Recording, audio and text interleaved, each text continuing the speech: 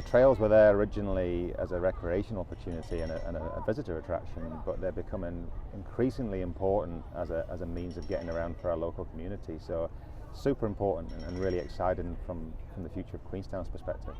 But to get 2 new river crossings at a relatively modest price, I mean, that's amazing, isn't it? It is, and I think that's what's so good, is that if we can encourage people to change their way that they get around and change their behaviour, we can create a network that really does tie our different communities together. So trails are the perfect means to do that.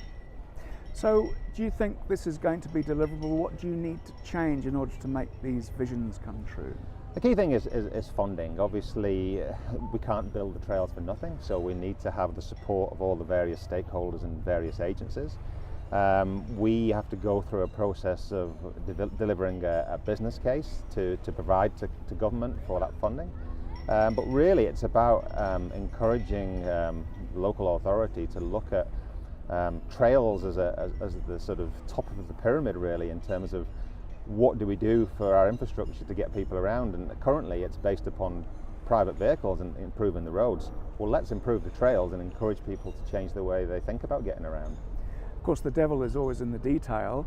If it's raining and cold, how are you going to look after people who want to cycle, but it's just not practical in bad weather? Well, that's where I think we've got this great opportunity, and that technology is out there now that we can log every time we jump on a bike and ride somewhere. GPS is available to track us. And what I would love to see on days like this, where we've got beautiful scenery and lovely sunshine to cycle through, then why wouldn't you cycle? But every time you do that, I think we should be earning credits for public transport, so that you could get an app, you could jump on your bike in the morning, and once you've gone over a certain distance, you actually generate yourself a public transport coupon that you could then redeem the next time the weather was bad and you wanted to jump on the bus or the gondola or the ferry or whatever else it is you want to get around on. So I feel we need to incentivize active transport. We need to encourage people to think about getting to work or getting to school on the bicycle. And through the winter and on rough days and on days where you don't feel like getting on your bike, you've earned yourself these credits, and I think that's a real good way of people thinking about getting around that way. Is there a risk, do you think, that we have if you like, a systemic or institutional bias against building things that are unusual, like cycleways, and that we're addicted to building roads, which are more expensive?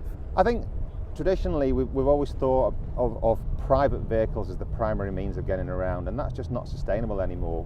We know Queenstown's got an enormous congestion problem, so really I think it is time that we need to reset and get our community to reset and think about leaving that car at home and jumping on a bike instead. So this is just the beginning. What are the next steps? What are the next practical battles you need to win? I think obviously, as I mentioned, the funding is key, consenting is key, and I actually think adhering to the new government policy statement on actually active transport becoming the priority. That's the key. It's about taking the emphasis off roads and putting the emphasis on trails, and we need local government support, and we need obviously national government support to do that.